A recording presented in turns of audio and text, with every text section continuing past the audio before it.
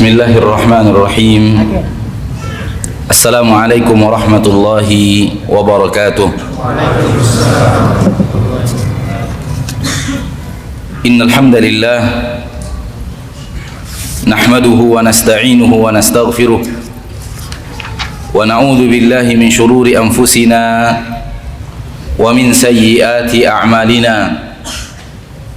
Man yahdihillah fala mudilla lahu wa man yudlil fala hadiya lahu.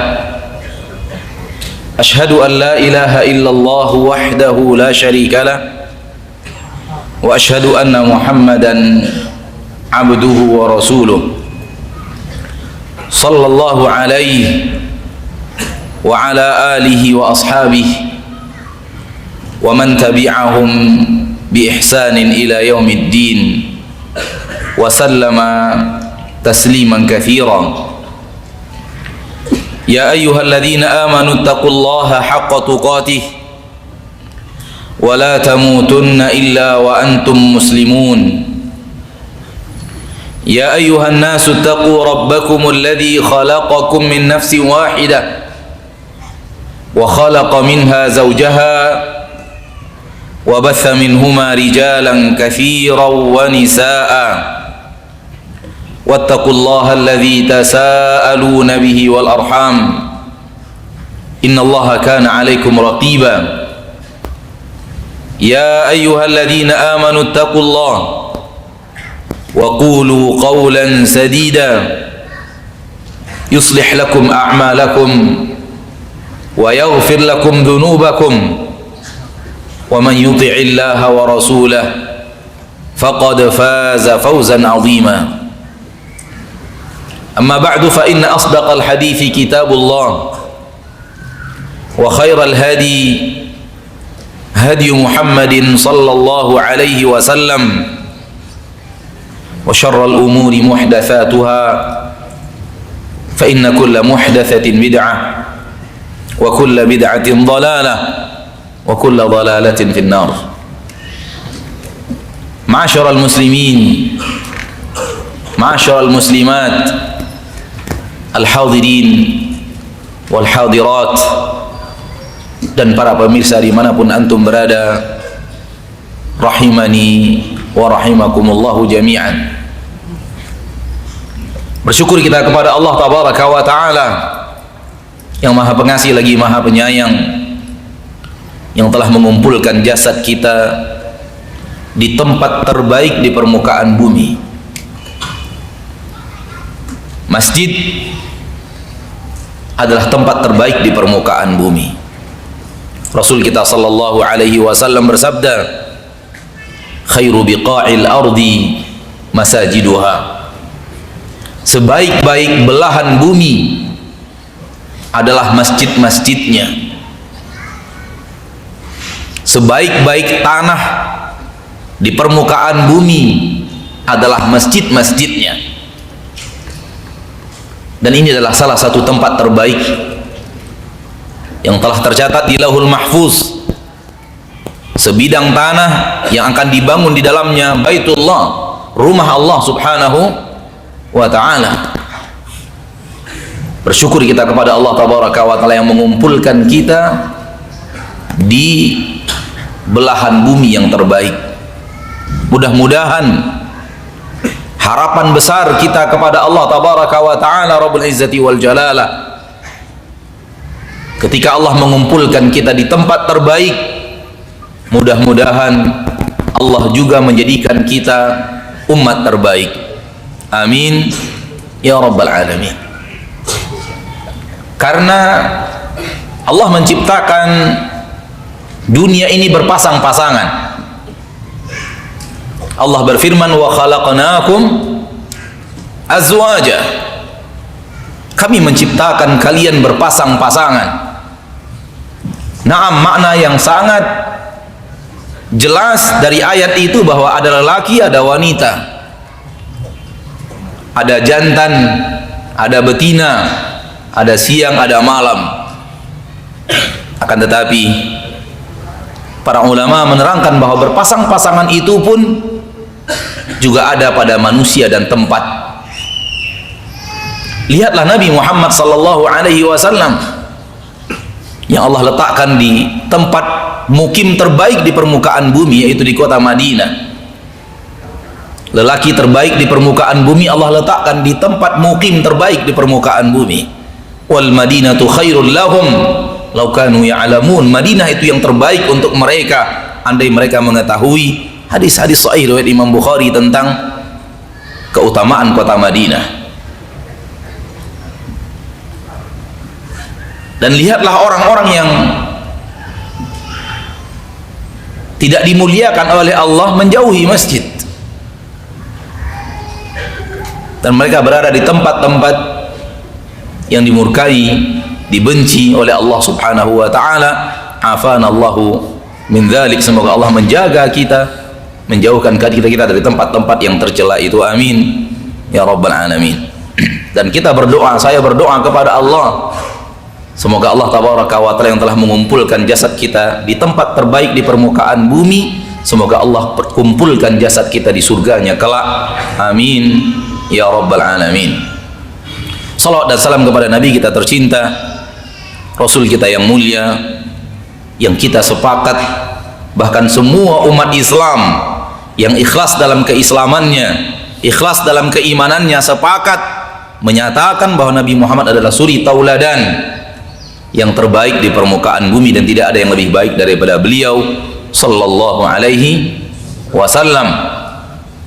Tidak ada manusia yang berani mengatakan guru kami lebih mulia daripada Nabi Muhammad sallallahu alaihi wasallam.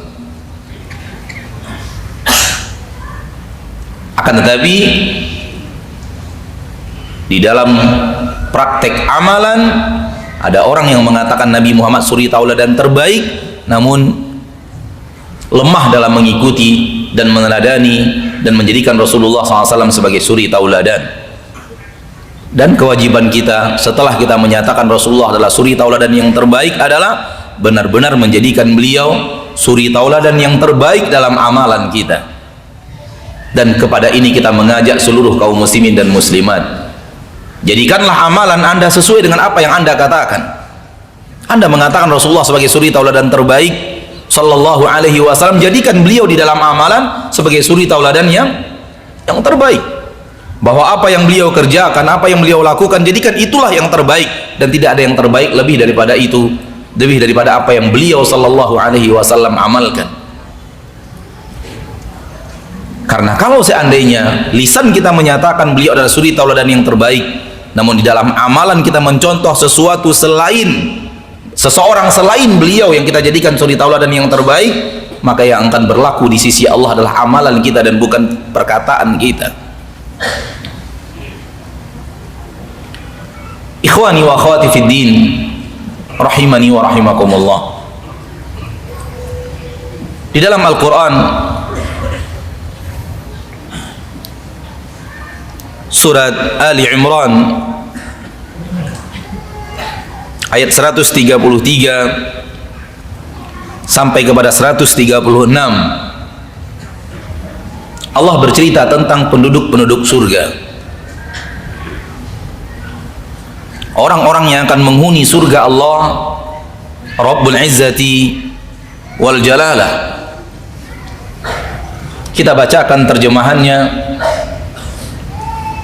secara ringkas, dan kemudian kita ambil satu petikan yang menjadi tema kita pada kesempatan yang berbahagia ini biiznillah azza wa jalla. A'udzu billahi minasyaitonir rajim. Bismillahirrahmanirrahim. Wasari'u ila maghfiratin min rabbikum wa jannatin 'arduha as-samawati wal ardu u'iddat lil muttaqin. Bersegeralah kepada ampunan Rabb kalian dan bersegeralah kepada surga yang luasnya bagaikan luas langit dan bumi. Surga itu telah disiapkan untuk orang-orang yang bertakwa. Telah disiapkan artinya sudah ada, dan Allah selalu tambahkan nikmat-nikmatnya di dalam surga itu.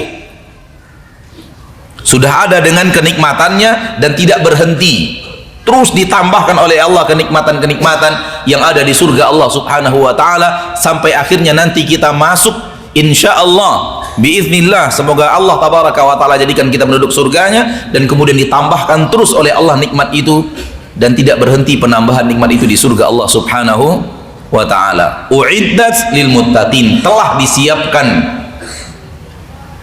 menunjukkan bahwa surga telah ada, namun dia untuk orang-orang yang bertakwa. Kemudian ayat berikutnya Allah menyebutkan sifat-sifat orang-orang yang bertakwa yang akan menghuni surga Allah. Alladzina yunfiquna fis sarra'i wad dharra'i wal kadhimina al ghaidha wal 'afina 'anil nas wallahu yuhibbul muhsinin. Orang-orang yang bertakwa itu adalah orang-orang yang berinfak pada saat mereka dalam keadaan lapang, dalam keadaan sempit. Ini sifat yang pertama. Wal kadhimina al ghaidh, dan mereka yang selalu kalau marah emosi mereka menekan emosinya, melawan emosinya, tidak melampiaskannya, menahan amarahnya. Wal 'afina 'anil nas, dan orang-orang yang memaafkan manusia. Ini 3 sifat yang Allah sebutkan, sifat orang-orang yang bertakwa. Yang pertama, rajin berinfak, baik dalam keadaan sempit atau dalam keadaan lapang. Banyak orang bercita-cita, kalau saya lapang nanti, kalau saya diberikan kekayaan oleh Allah, saya akan berinfak. Ya akhi, tidak tunggu waktu lapang untuk berinfak. Kalau anda dermawan dalam keadaan anda apapun. Dan kalau anda tidak dermawan, selapang apapun harta anda nanti, anda tetap tidak akan dermawan. Orang dermawan itu terlihat, walau dia tidak memiliki apapun, terlihat kedermawanannya. Karena itu adalah sifat. Kalau sifat anda adalah suka mendahulukan diri anda daripada orang lain, maka anda juga akan seperti itu walau di harta anda ketika anda berlebih. Banyak orang mengira saya akan menjadi orang yang dermawan kalau sudah kaya raya, dan biasanya itu adalah talbis iblis. Kalau anda adalah orang yang ingin dermawan, dari sekarang dermawan, karena itu adalah sifat. Ketika sekarang anda kurang mampu, kalau memang anda orang dermawan, anda akan tetap berinfak sesuai dengan kemampuan anda yang ada. Wal kadhiminal ghaidh, selalu menahan amarah. Maksudnya kalau dia emosi, dia tidak lampiaskan emosinya untuk melakukan hal-hal yang dituntut oleh emosi itu. Dia tekan, dia lawan emosinya, dan dia tidak lampiaskan emosinya. Sekedar emosi tidaklah maksiat, sampai kita berbuat maksiat karena emosi. Ikhwani wa akhwati fiddin, camkan baik-baik, sekedar emosi tidak maksiat. Manusia-manusia penduduk surga yang dijamin surga dari para sahabat pun pernah emosi di permukaan bumi, tapi mereka tidak berbuat maksiat karena emosi. Baru kemudian terjadi dosa di saat kita emosi, lalu kita turutkan emosi untuk berbuat maksiat, lalu kita caci maki orang yang kita marah kepadanya, kita sebut dia dengan sebutan-sebutan yang tidak diridhoi oleh Allah, kita lakukan penzoliman dengan pemukulan dan yang lainnya. Maka ini adalah maksiat yang kita lakukan karena emosi. Sekedar emosi tidaklah maksiat. Ketika seseorang emosi, Allah suruh dia untuk meredam emosinya. Sifat yang kedua, wal 'afina 'anil nas, dan sifat yang ketiga yang Allah sebut, selalu memaafkan manusia. Wallahu yuhibbul muhsinin, dan Allah mencintai orang-orang yang berbuat baik. 3 sifat yang di atas adalah sifat yang sangat dicintai oleh Allah, dan sifat orang-orang yang muhsin, orang-orang baik yang diridhoi dan dicintai oleh Allah tabaraka wa taala. Akhi fiddin, ana sedikit mengingatkan kenapa Allah menggabungkan sifat rajin berinfak dan rajin menahan emosi dan memaafkan. Karena dalam percaturan kehidupan di permukaan bumi ini, kita melihat dan menyaksikan bahwa orang yang rajin berinfak, mereka orang yang rajin emosi.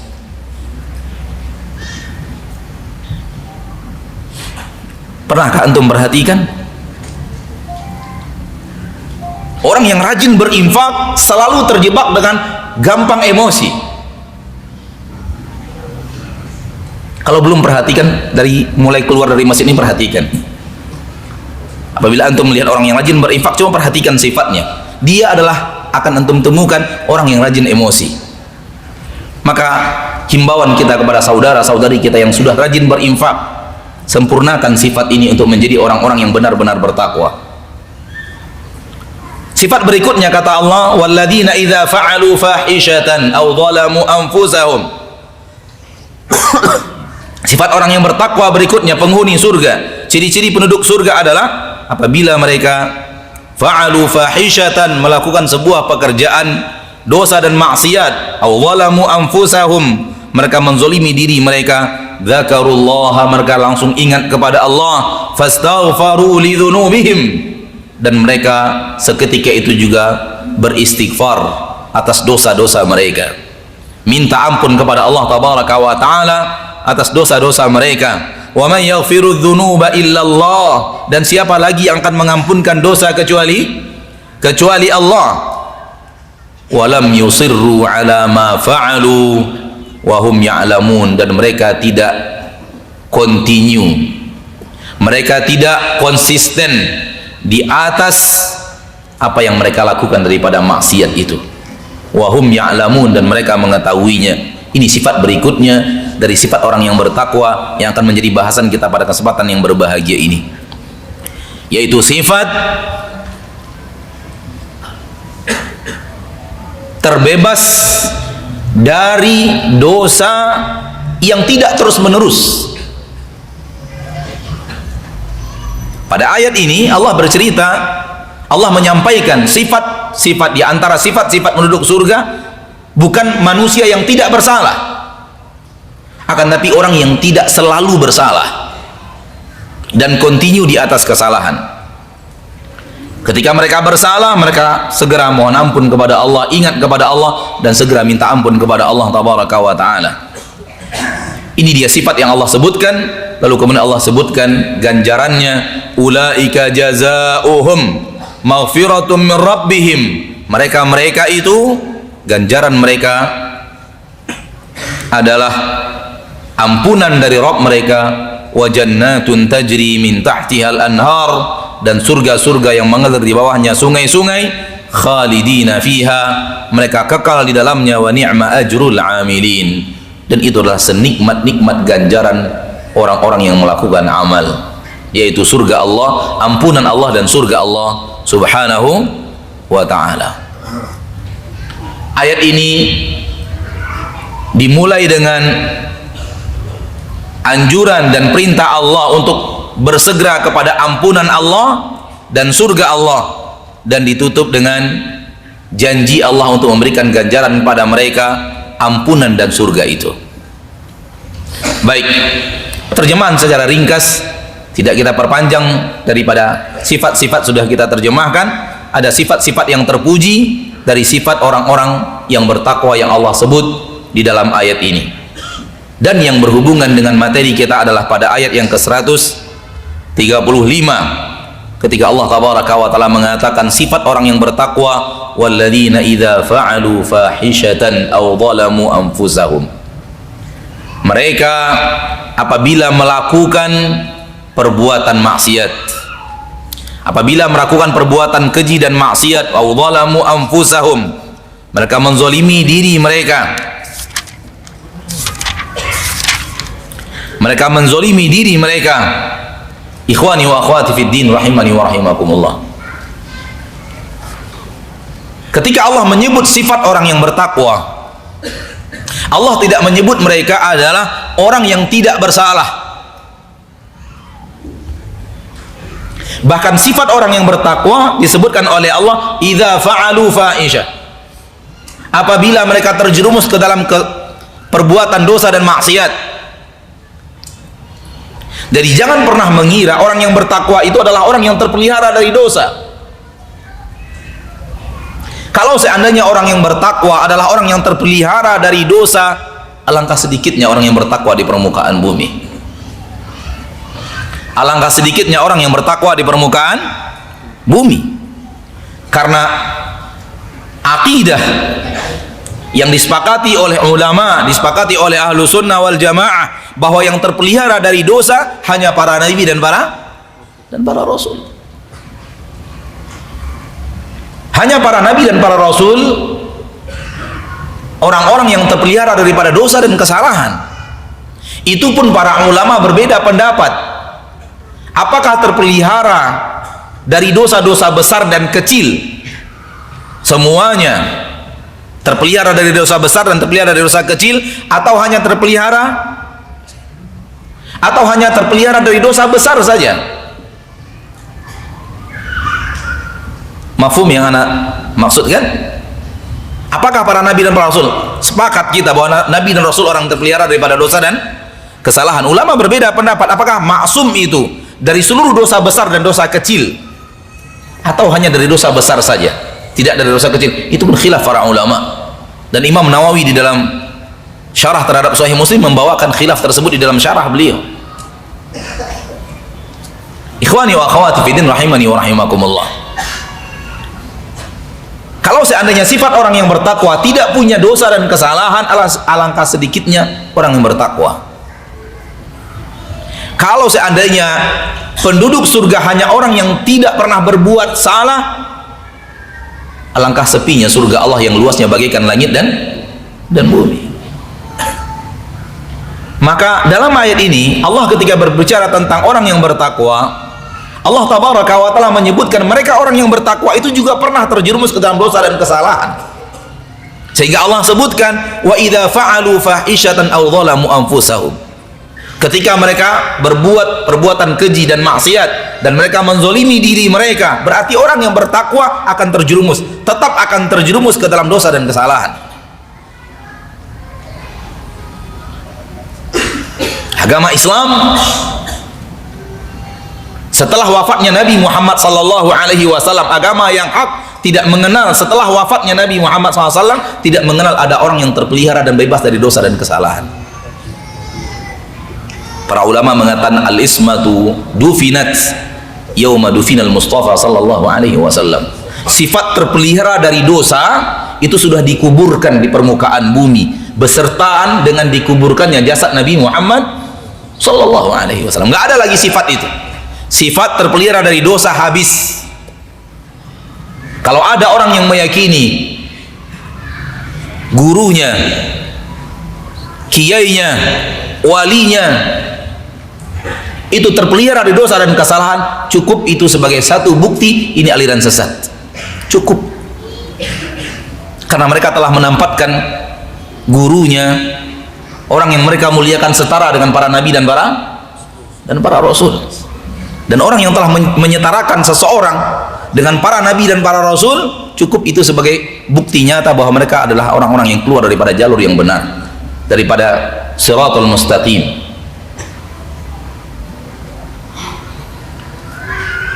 Kalau seandainya sekedar terpelihara daripada dosa dan kesalahan saja, itu sudah bukti bahwa mereka adalah orang yang keluar daripada agama yang hak, apalagi kalau dia bisa menjamin pengikutnya akan selamat di akhirat.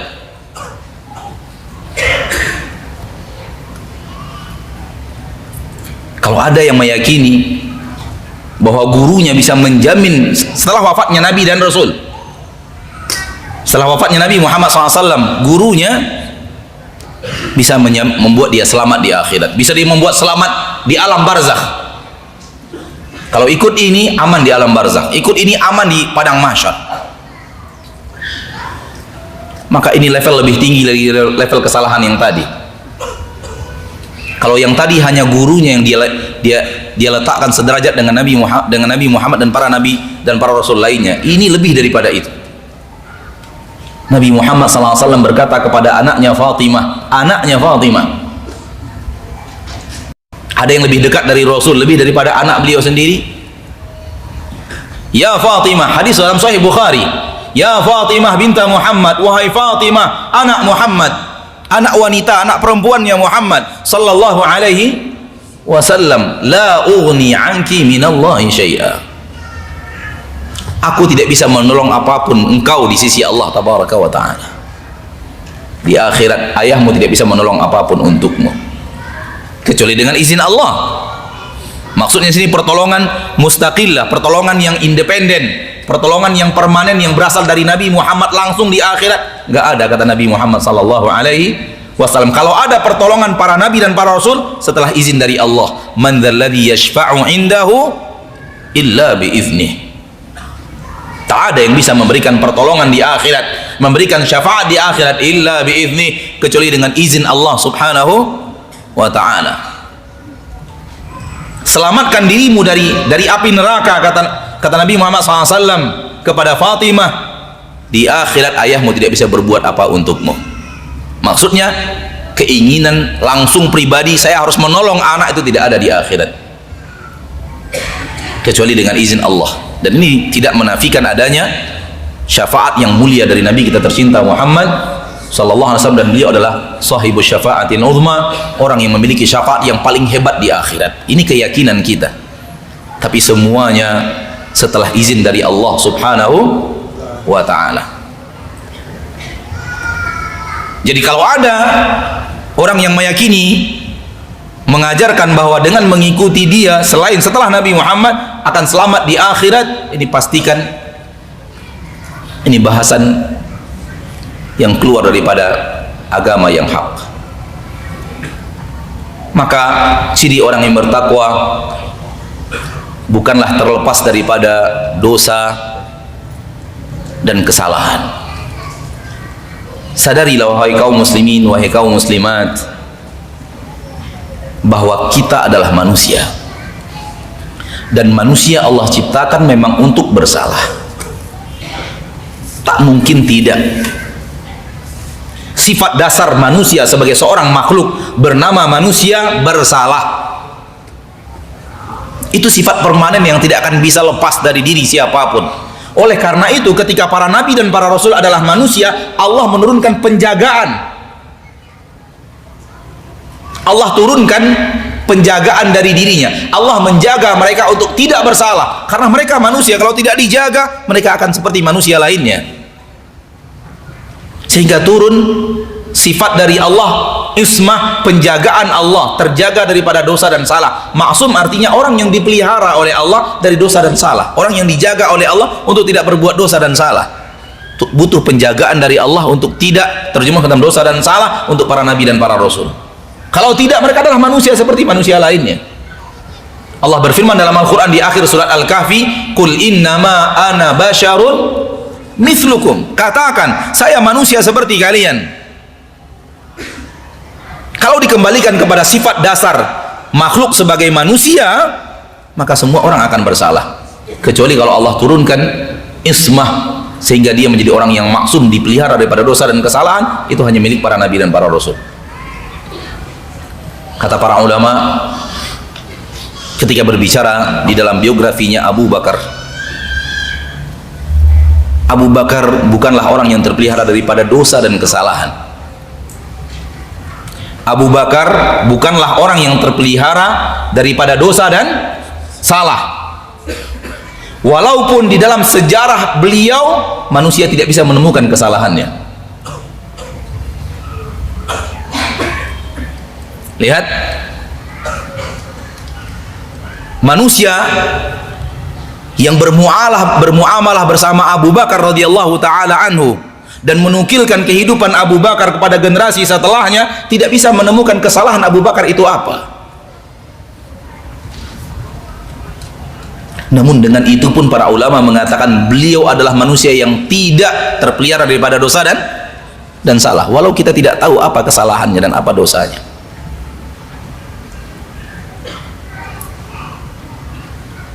Namun tetap harus diyakini tidak ada yang terjaga daripada dosa dan kesalahan kecuali orang-orang yang dijaga oleh Allah Subhanahu wa ta'ala.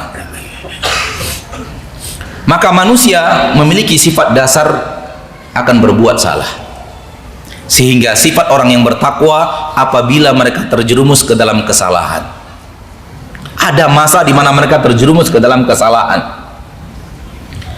Apa yang terjadi? Apa yang menjadi sifat mereka ketika mereka terjerumus ke dalam kesalahan?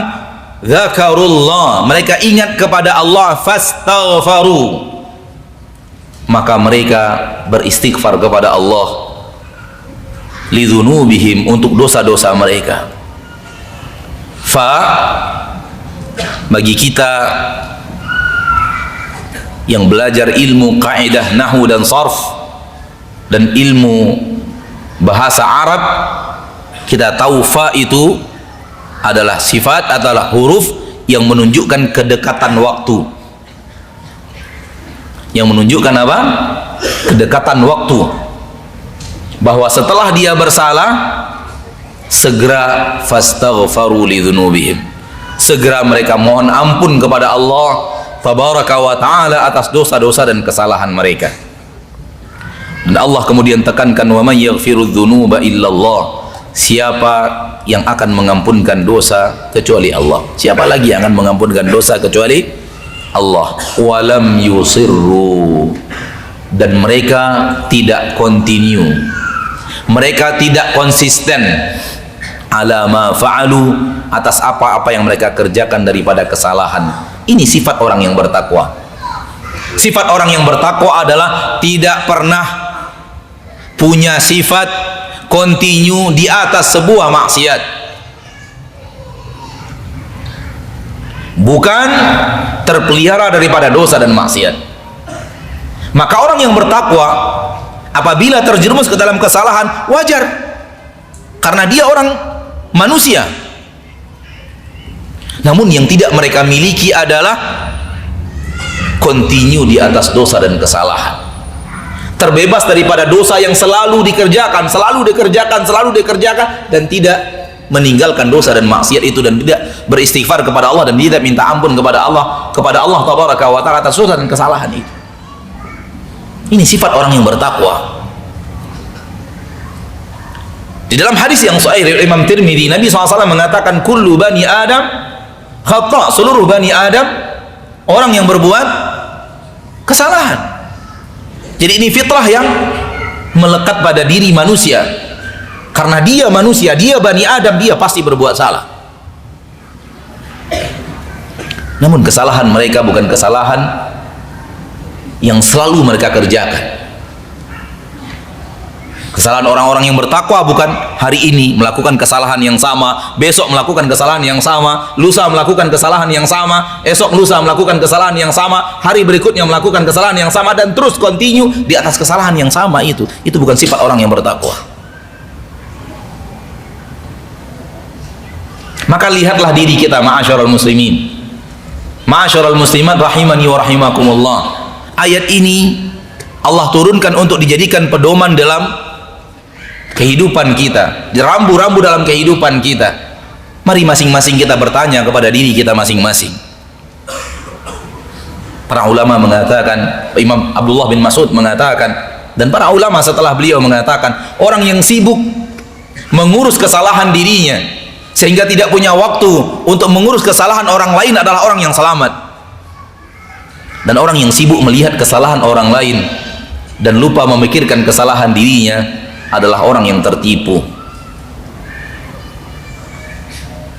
Man syaghalahu uyubuhu min uyubi ghairi fahuwa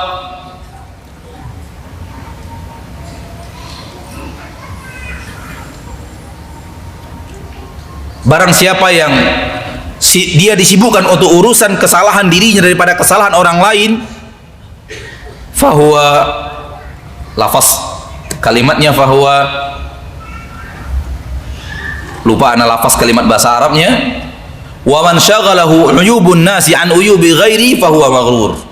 Dan barang siapa yang disibukkan mengurus kesalahan orang lain daripada mengurus kesalahan dirinya, ini orang yang tertipu. Ini orang yang tertipu.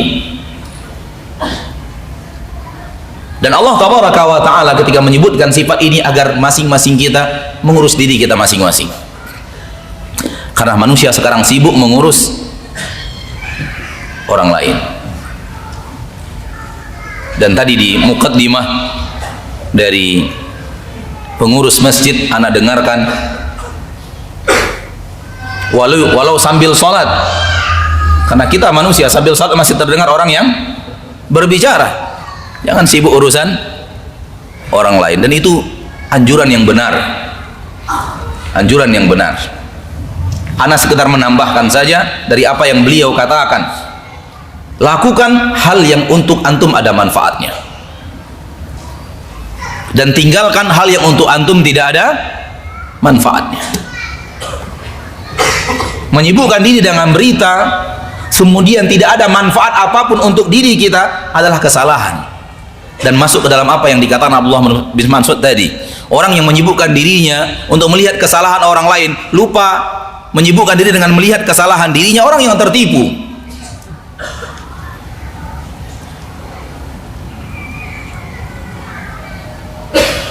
Setelah antum melihat berita bercerita tentang keadaan 1 jam, 2 jam, 3 jam, setelah itu antum, manfaat untuk antum apa? Bertambah semangat beramal saleh, bertambah rajin ke masjid gara-gara membicarakan itu, bertambah bagus hubungan suami istri, bertambah mesra itu hubungan suami istri, bertambah dekat dengan hari akhirat, bertambah semangat ingin dekat ke surga Allah, bertambah semangat ingin menjauhi neraka Allah. Lalu apa manfaatnya? Bertambah rezeki karenanya, rezeki duniawi. Lalu apa manfaatnya? Biarkan yang berbicara adalah orang-orang yang punya kapasitas, orang yang punya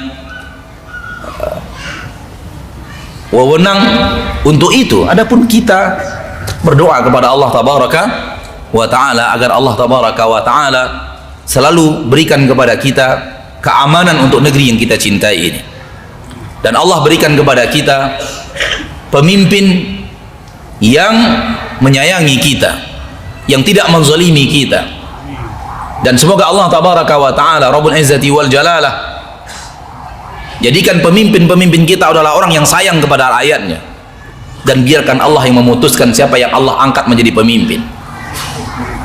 Apapun yang terjadi, yang memberikan kekuasaan kepadanya pada hakikatnya adalah Allah dan bukan manusia. Yu'til mulka man yasha wa yanzi'ul mulka mimman yasha. Allah berikan kekuasaan kepada orang-orang yang Allah kehendaki, dan Allah cabut kekuasaan dari orang-orang yang Allah kehendaki. Allah yang berbuat.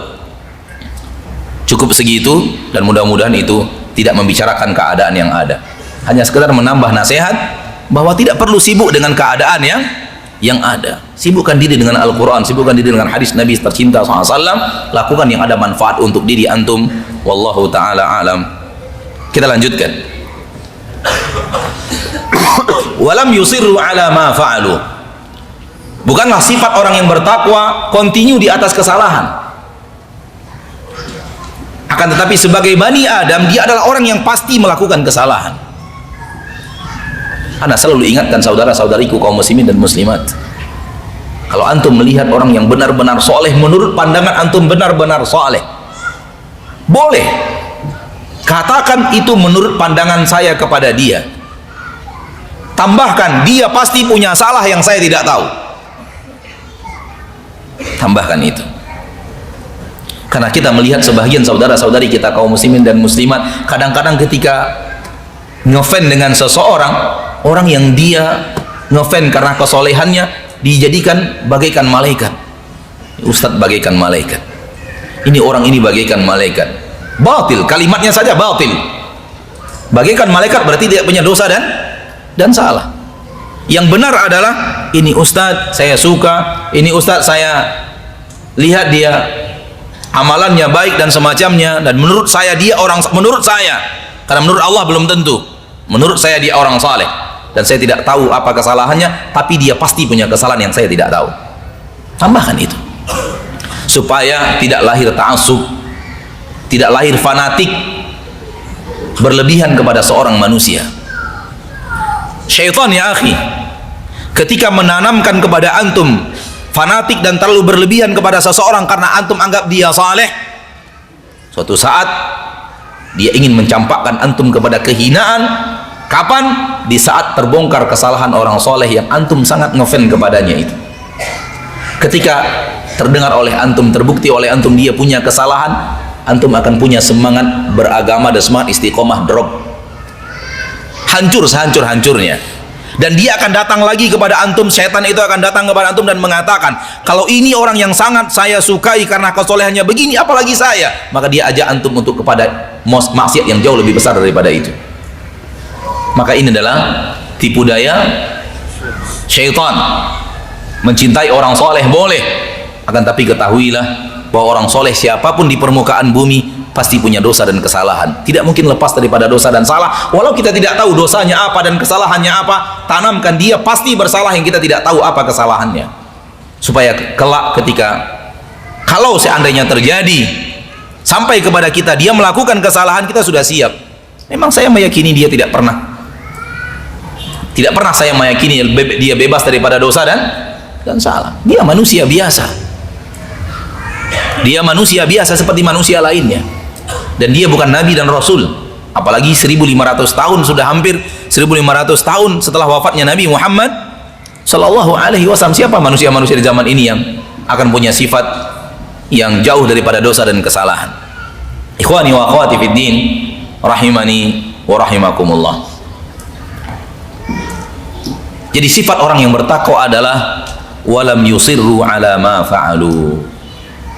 Dia tidak berkelanjutan, dia tidak konsisten, dia tidak, istilah kita, dan kalau kita istilah itu salah, kita bertaubat kepada Allah tabaraka wa ta'ala dan minta diarahkan kepada istilah yang benar. Namun kalau istilah ini benar, maka semoga mendapatkan taufik dari Allah tabaraka wa ta'ala. Kadang-kadang kita membuat istilah seperti tidak boleh istiqamah di atas maksiat.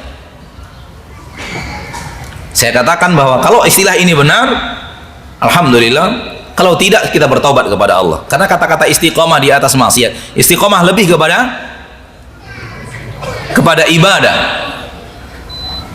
Namun juga bisa digunakan untuk maksiat. Istiqamah selalu di atas maksiat, israr di atas maksiat. Bahasa syariat adalah israr di atas syariat, berkelanjutan di atas syariat. Maka mari kita introspeksi diri kita, ikhwani wa akhwati fiddin, rahimani wa rahimakumullah. Kalau memang kita ingin menjadi orang-orang yang punya sifat daripada sifat-sifat yang berhak untuk sampai ke surga Allah, di antaranya adalah apa yang Allah sampaikan di dalam ayat ini. Tidak memiliki sifat selalu berbuat maksiat dengan maksiat yang sama. Tidak konsisten di atas maksiat. Terjadi kesalahan, orang yang bertakwa adalah sekali-kali. Mari kita introspeksi diri. Apakah saya punya kesalahan, punya maksiat yang saya adalah israr, saya istiqamah di atas maksiat itu? Kalau iya, berarti ada sifat yang kurang dari sifat penduduk-penduduk surga yang ada pada diri kita. Sempurnakan dengan cara cabut sifat itu. Jangan biasakan, jangan masukkan diri kepada sifat yang punya kemaksiatan selalu berkelanjutan. Hari ini berbuat dosa itu, besok berbuat dosa yang sama, besok berbuat dosa yang sama. Karena hal ini adalah sifat yang bukan sifat orang-orang yang bertakwa. Ikhwani wa akhwati fiddin, rahimani wa rahimakumullahu jami'an. Kalau memang ada sifat itu, taubat daripada sifat tersebut.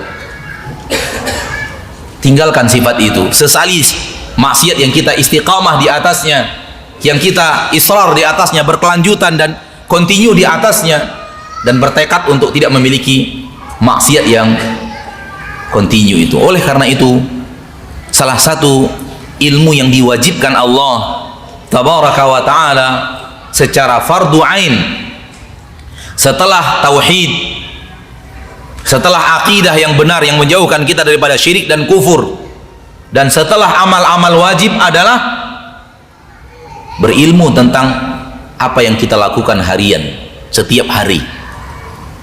Berilmu tentang hukumnya secara syariat, ini halal atau haram untuk kita kerjakan.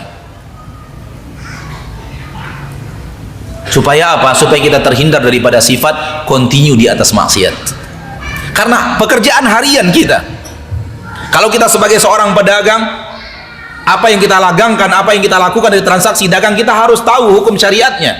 Apakah ini halal untuk kita kerjakan sehingga kita berjalan di atasnya, atau haram untuk kita kerjakan sehingga kita harus berhenti darinya, supaya kita terhindar daripada sifat berkelanjutan dan selalu continue di atas maksiat. Karena hari ini kita akan mengerjakan hal yang sama, besok kita akan mengerjakan hal yang sama, lusa kita akan mengerjakan hal yang sama.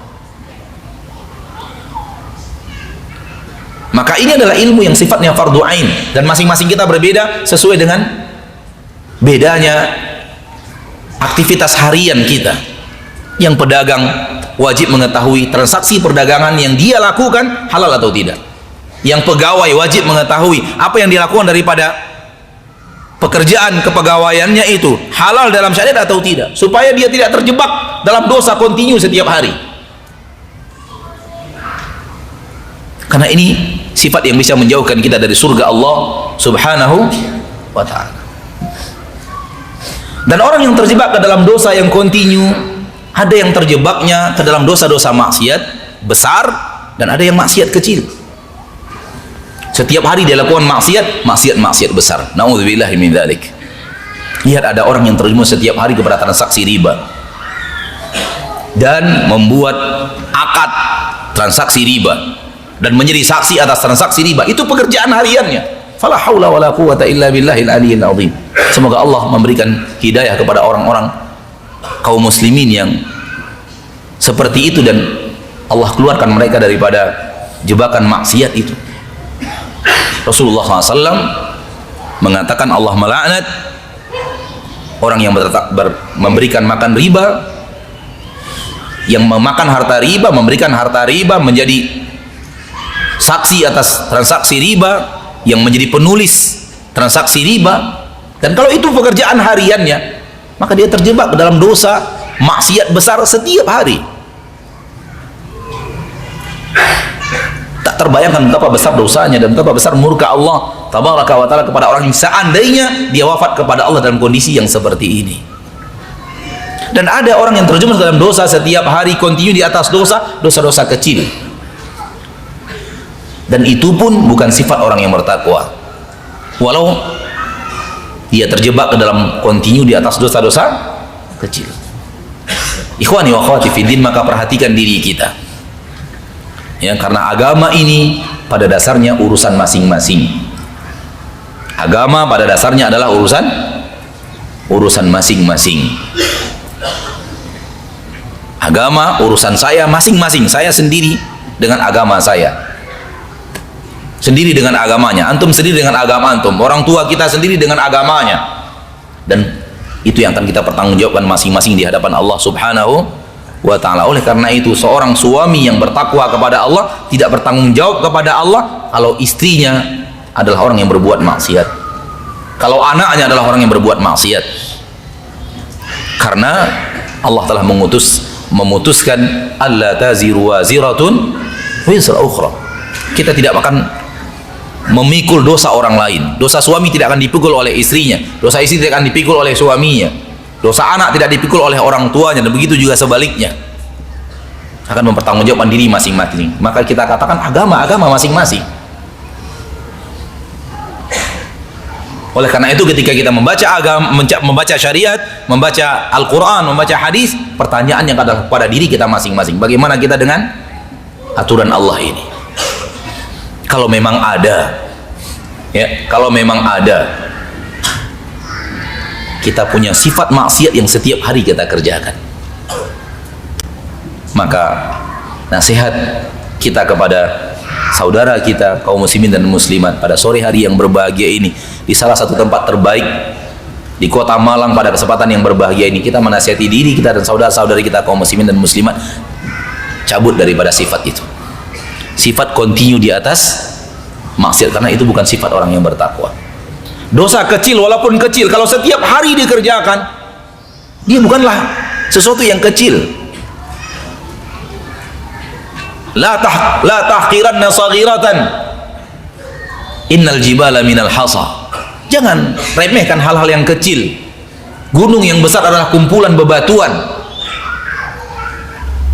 Gunung yang besar adalah kumpulan bebatuan. Dan para ulama mengatakan jangan remehkan yang kecil. Air banjir yang besar itu hanya kumpulan tetesan air. Banjir bandang yang sangat besar itu kumpulan apa? Kumpulan air hujan, titik-titik hujan. Kalau kontinu dilakukan, apalagi kontinunya pagi, siang, sore, malam. Dan diriwayatkan dari perkataan Abu Bakar radhiyallahu taala an wa ardahu, la saghirata ma'al israr wala kabirata ma'al istighfar. Tidak ada yang namanya dosa kecil kalau dilakukan terus menerus, dilakukan continue, dilakukan berkelanjutan, dilakukan dengan selalu dilakukan dosa kecil. Tidak ada yang namanya dosa kecil, karena dia akan menjadi tumpukan dosa-dosa besar karena selalu dilakukan seperti itu. Wala kabirata mal istighfar, dan tak ada yang namanya dosa besar kalau selalu beristighfar dan mohon ampun kepada Allah Subhanahu wa ta'ala. Maka nasihat kita pada kesempatan yang berbahagia ini, mari kita bebas dari dosa-dosa yang sifatnya adalah continue, baik dosa-dosa kecil apalagi dosa-dosa besar. Kalau terjerumus kadang-kadang, sekali-kali lalu kita kembali lagi kepada Allah, mohon ampun kepada Allah tabaraka wa ta'ala, maka ini bukanlah sesuatu yang mengeluarkan kita daripada ketakwaan, dan bukanlah sesuatu yang bisa menghalangi kita daripada sifat orang-orang yang bertakwa. Dan mudah-mudahan bahagian daripada sifat yang dengannya kita bisa mendapatkan janji Allah yang Allah janjikan di dalam ayat yang kita bacakan ini, ulaika jazaohum maghfiratum min rabbihim. Mereka adalah orang-orang yang ganjaran mereka adalah ampunan daripada Rabb mereka, wa jannatun tajri min tahtihal anhar, dan ganjaran untuk mereka adalah surga-surga. Ya Allah, saksikan bahwa kami ini orang yang ingin sampai ke surga-Mu, maka berikan kepada kami sifat terbebas daripada continue, istiqamah, israr di atas dosa-dosa dan maksiat besar atau kecil. Amin ya rabbal alamin. Ikhwani wa akhwati fid din, rahimani wa rahimakumullah, ini yang bisa kita sampaikan secara materi, dan insyaallah sampai pukul 5 kita akan lanjutkan dengan menjawab pertanyaan daripada antum dan antunna sekalian. Semoga Allah tabaraka wa ta'ala menjadikan kita hamba-hambanya yang ingin selalu mendekatkan diri kepadanya dengan amal saleh dan menjauhkan diri daripada maksiat. Amin ya rabbal alamin.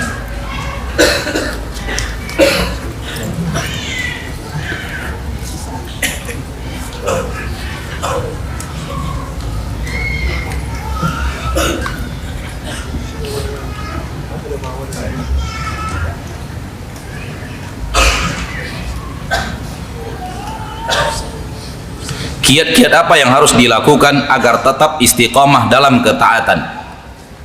Sehebat apapun kita istiqomah dalam ketaatan, tak ada yang namanya terlepas daripada dosa dan salah.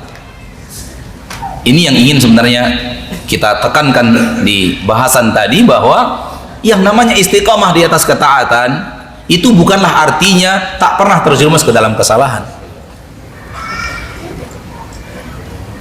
Manusia bersalah.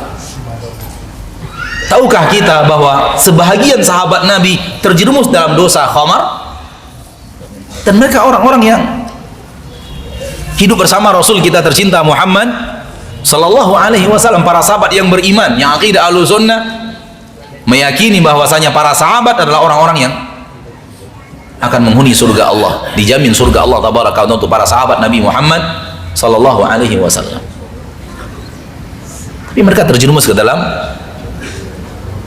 khamar, ada yang terjerumus ke dalam pencurian, ada yang terjerumus ke dalam perzinaan. Ya. Istiqomah di atas ketaatan akan istiqomah dan ada masanya terjatuh. Istighfar lagi dan istiqomah lagi. Istighfar lagi dan istiqomah lagi. Di saat terjatuh, kembali kepada Allah dan istiqomah lagi. Selalu begitu, selalu sampai akhirnya wafat, nggak ada, nggak bisa. Kenapa? Kita manusia. Sebahagian dai di dalam ceramah-ceramahnya mengatakan orang mukmin yang baik itu adalah yang hari ini lebih baik daripada kemarin, yang besok lebih baik daripada hari ini, lusa lebih baik daripada hari esok, begitu terus sampai dia meninggal dunia. Pernah antum dengar ceramah-ceramah yang seperti itu atau himbauan-himbauan yang seperti itu? Mohon maaf kepada para dai yang mengatakan itu. Saya mengatakan bahwa Anda menghimbau sesuatu yang mustahil untuk seorang manusia. Anda mengajak manusia untuk sesuatu yang sifatnya mustahil. Akidah Ahlussunnah saja iman itu naik dan turun. Bagaimana Anda ingin iman seorang mukmin naik terus, naik terus, naik terus, naik terus sampai wafat, nggak pernah turunnya, naik terus. Hari ini lebih baik daripada kemarin, naik 1 derajat. Besok lebih baik dari hari ini, naik 1 derajat. Lusa lebih baik, naik lagi 1. Begitu terus sampai akhir hayat. Ini hal yang mustahil. Bukti mustahilnya, tanyakan kepada ustadz itu. Antum sudah mampu seperti itu, Ustaz? Bukan ajakan untuk melecehkan, bukan. Tapi sesuatu yang hak harus disampaikan. Kalau memang itu hak dan bisa dikerjakan, harusnya orang yang mengajak kepada itu orang yang pertama kali mengamalkannya. Dan siapa yang mampu untuk itu? Nggak ada. Jadi jangan difahami istiqamah di atas ketaatan artinya tak pernah lagi jatuh kepada kemaksiatan. Akan tapi saya mengatakan istiqamah untuk taat adalah bagikan orang yang bayi, yang anak kecil yang belajar berjalan. Dia berjalan hari ini hanya bisa 1 langkah, dia terjatuh. Besok cuman bisa 1 langkah, terjatuh lagi. Dia bangkit lagi dan belajar lagi. Setelah berapa saat dia bisa 2 atau 3 langkah baru jatuh. Setelah itu 5 langkah, 6 langkah baru jatuh. Setelah itu 12, 13 langkah baru jatuh. Maka untuk istiqamah di atas ketaatan mirip yang seperti ini.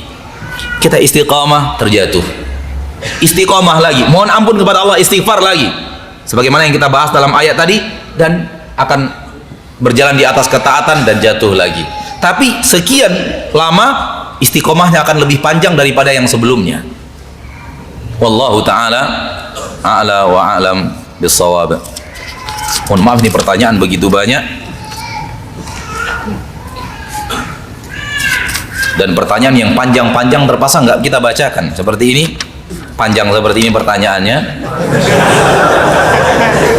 Kalau saya mengatakan ini surat bukan pertanyaan.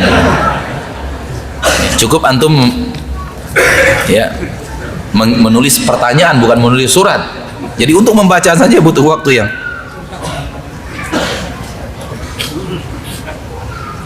salat duha.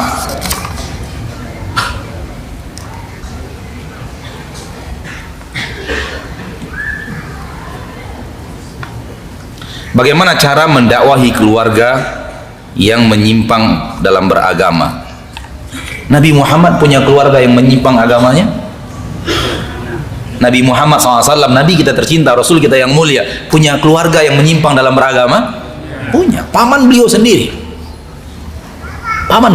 sallallahu alaihi wasallam. Apa yang dilakukan Nabi SAW? Tiru itu. Kita kan mengatakan Nabi Muhammad adalah suri tauladan yang terbaik.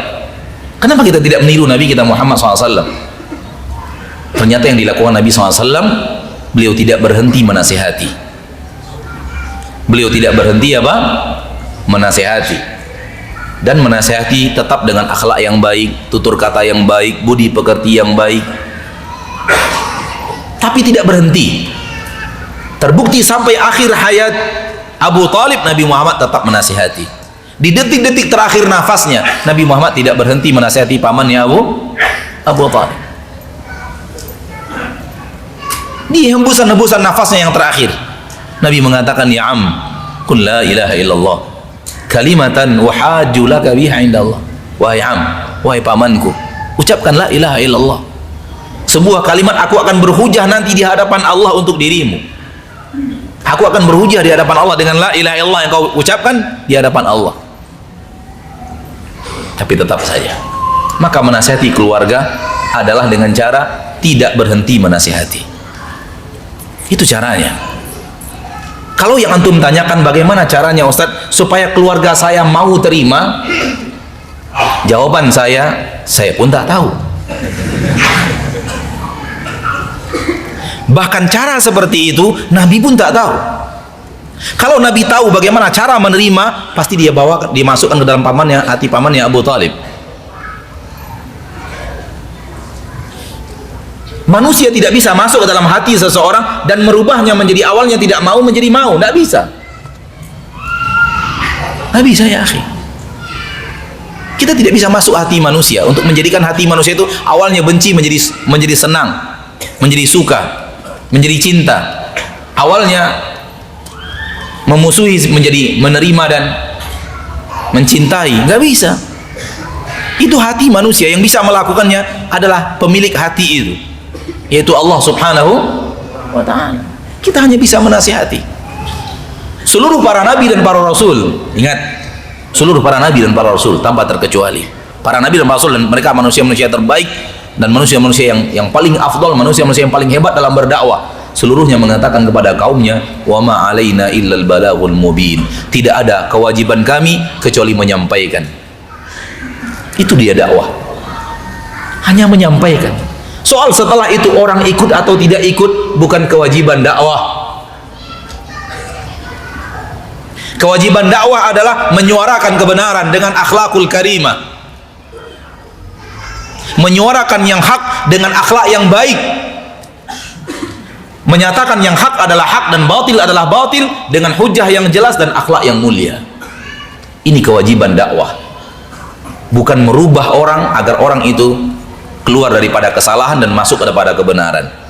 Kalau itu adalah dakwah, pasti para nabi dan para rasul yang pertama kali mengetahui caranya. Dan terbukti anak Nabi Nuh tidak beriman kepada beliau, istrinya, ayah Nabi Ibrahim tidak beriman kepada Nabi Ibrahim, dan paman kita Nabi Muhammad SAW tidak beriman kepada Nabi Muhammad SAW. Berarti mereka tidak punya cara untuk masuk ke dalam hati orang-orang yang mereka cintai untuk merubahnya. Kalau para nabi tidak tahu, antum bertanya kepada anak bagaimana cara merubahnya, siapa anak? Jadi bagaimana cara mendakwahi keluarga? Caranya adalah lanjutkan terus dakwah itu. Kalau sekarang mereka tidak terima, mungkin besok. Kalau besok mereka tidak terima, mungkin nasihat antum yang ke 1500 kali. Kalau mereka tidak terima ketika antum hidup, boleh jadi mereka terima setelah antum wafat. Karena kita menyaksikan ada orang-orang yang dinasihati oleh ayahnya, ibunya, dan sampai ayah ibunya wafat dia tetap tidak ikut kepada nasihat ayah ibunya. Setelah ayah ibunya wafat dia baru sadar akan nasihat ayah ibunya dan kemudian mengingat nasihat ayah ibunya dan mengikuti nasihat ayah ibunya. Justru setelah ayah ibunya meninggal dunia. Intinya adalah dia selamat daripada murka Allah Subhanahu wa ta'ala, kapanpun itu terjadi. Maka orientasi dakwah adalah menyampaikan dakwah, bukan merubah manusia. Oleh karena itu, ketika para nabi dan para rasul, walau pengikutnya sedikit, mereka adalah orang yang paling sukses dakwahnya. Karena mereka adalah orang yang paling istiqamah, yang paling getol, yang paling rajin, yang paling benar menyampaikan dakwah Allah walau pengikutnya sedikit. Wa ma amana ma'ahu illa qalil. Dan tidak ada yang beriman kepada Nabi Nuh kecuali sedikit, kata Allah. Dalam riwayat 40 orang. Pengikut Nabi Nuh hanya 40 orang. Selama 950 tahun berdakwah.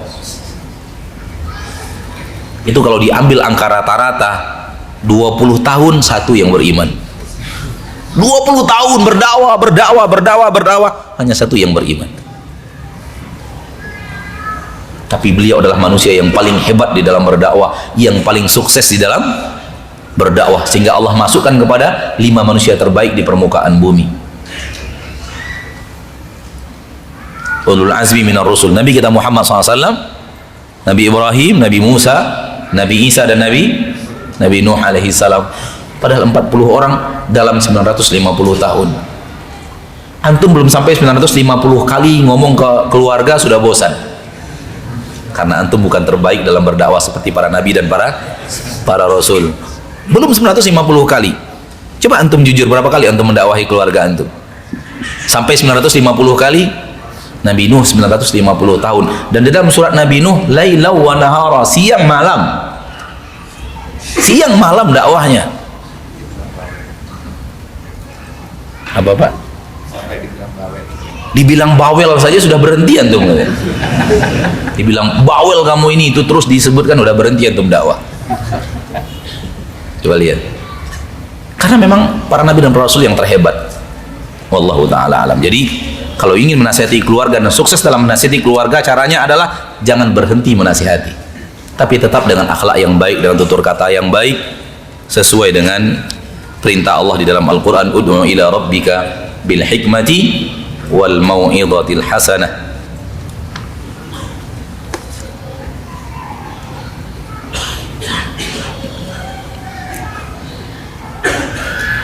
Bagaimana cara konsisten menyikapi masalah menjaga mata yang setiap hari melihat aurat wanita?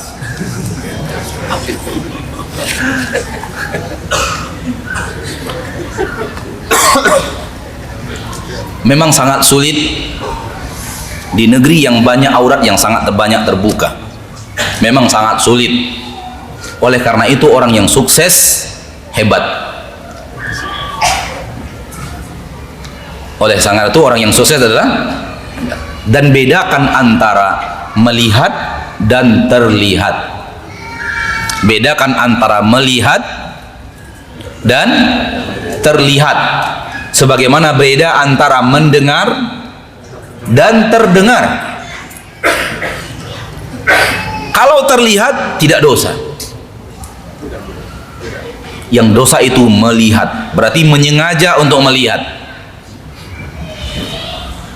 Ya, menyengaja untuk melihat dan menyengaja untuk melihat untuk menikmati, maka ini adalah maksiat. Kalau terlihat, maka ini bukanlah maksiat. Dan orang yang sukses menjaga matanya dan ghaddul basar, akan Allah berikan kelezatan iman di dalam hatinya, akan terasa manisnya iman di dalam hatinya. Dan berdoalah kepada Allah agar Allah memberikan kepada kita istiqomah sampai sejauh itu, amin ya rabbal alamin.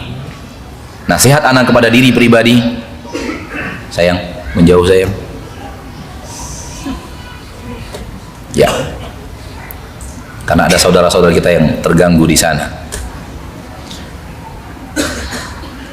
Nasihat anak adalah, ketika antum melihat ada aurat, sering manusia itu, ketika manusia melihat ada aurat wanita, sering manusia itu merasa melihat sebuah kenikmatan, padahal dia sedang melihat kepada maksiat yang akan membawanya ke neraka.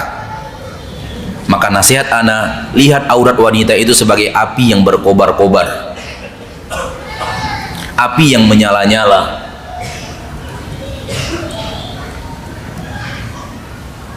Hadirkan di dalam hati antum bahwa aurat wanita yang nafsu ingin untuk melihatnya itu adalah kobaran api.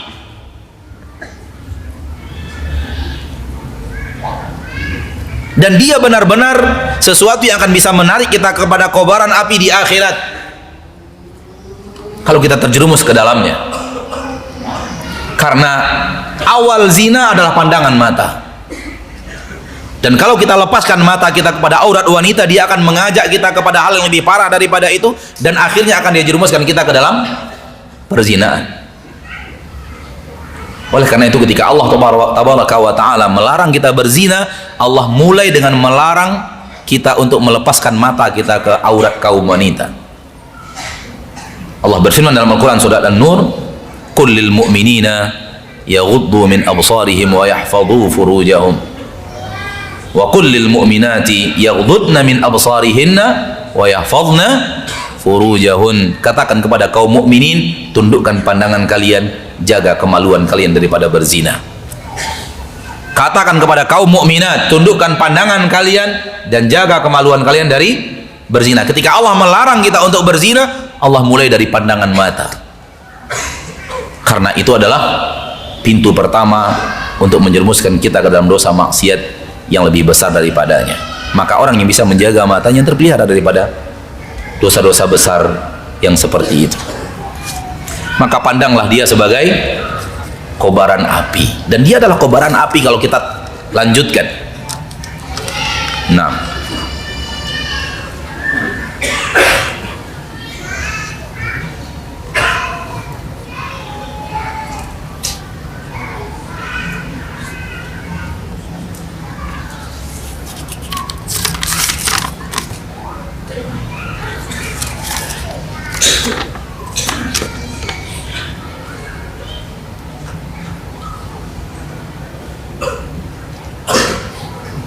apakah dosa maksiat yang dilakukan seorang dalam keadaan kontinu, dalam keadaan dia tahu, bisa mengantarkan dia kepada su'ul khatimah? Ya. Kontinu di atas maksiat, yang paling parah daripada efek negatifnya adalah kita di atas maksiat itu justru wafat. Kita di atas maksiat itu wafat. Na'udzubillahi min dzalik. Dan Allah Maha tahu apa yang terjadi.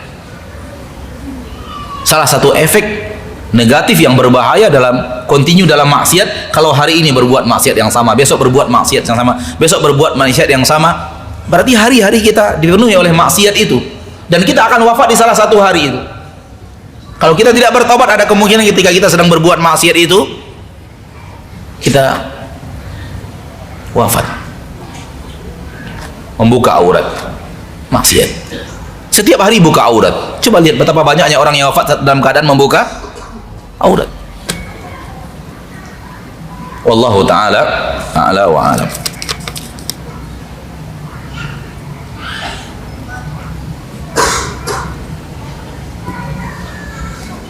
Pertanyaan terakhir, apakah mengeraskan atau menjaharkan kentut termasuk dosa bila dilakukan hal tersebut secara istiqomah di tempat umum?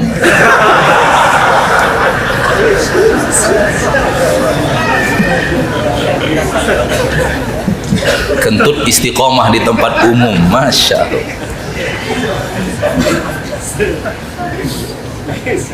Akhlak yang mulia adalah bermuamalah kepada manusia sebagaimana Anda ingin manusia bermuamalah kepada Anda. Sebagaimana Anda ingin diperlakukan, perlakukan manusia sesuai dengan bagaimana Anda ingin diperlakukan. Dan tidak ada orang yang suka dikentuti terus secara jahar. Oleh karena itu adalah perbuatan yang salah. Ya, tidak menghargai kaum muslimin, walau kita tidak ada nas yang mengatakan dia adalah dosa, tapi yang jelas ini adalah bukan sesuatu yang agama kita menyuruh kita meninggalkannya. Tinggalkan apa yang kita tidak ingin manusia melakukan itu kepada kita. Ya, kita tidak ingin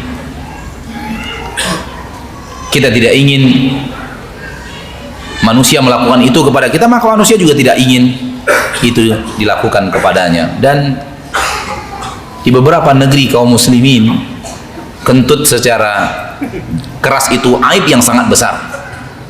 Bahkan ada sebuah kisah di mana dia tidak sengaja kentut keras di tengah kaumnya, setelah itu menghilang 30 tahun dari kampungnya karena rasa malu. Rasa malu yang luar biasa. 30 tahun menghilang dari kampungnya. Namun kita tidak separah itulah. Ya, untuk mengatakan ini maksiat kita tidak bisa, bahwa ada dalilnya mana bahwa itu adalah maksiat. Tapi ini suatu yang agama kita tidak agama kita menyuruh kita untuk meninggalkannya. Ya, jangan perlakukan manusia dengan sesuatu yang mereka tidak suka Anda memperlakukan itu kepadanya. Jangan bermuamalah kepada orang lain dengan muamalah yang Anda pun tidak ingin orang lain bermuamalah kepada Anda seperti itu. Adapun kalau kita suami istri dan kita punya penyakit sering kentut dan kita ngomong kepada istri kita, maaf, kembung kemudian suara, dan istri kita mengatakan ya nggak apa-apa, ya silahkan saja, karena kita sudah minta izin kepada orang khusus spesial yang kesalahan kita yang lebih besar daripada itu mungkin dia tahu. Wallahu ta'ala alam.